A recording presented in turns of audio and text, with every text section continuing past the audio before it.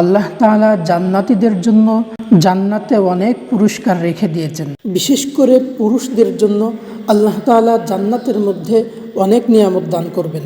তার মধ্যে অন্যতম একটি পুরস্কার হলো জান্নাতের হুর।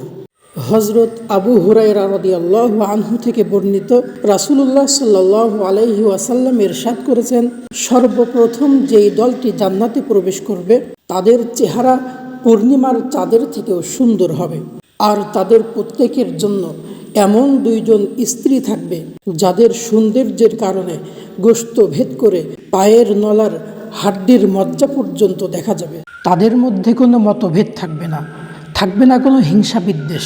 তাদের সবার অন্তর এক অন্তরের মতো হবে।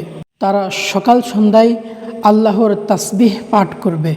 আর আল্লাহ তাআলা বলেন, আলা সুরুরিম মাউদুনা মুত্তাকিঈনা আলাইহা মুতাকাবিলিন।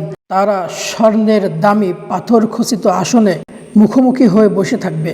সুবহানাল্লাহ। আল্লাহ তাআলা সকলকে জান্নাতবাসী করুক, আমিন।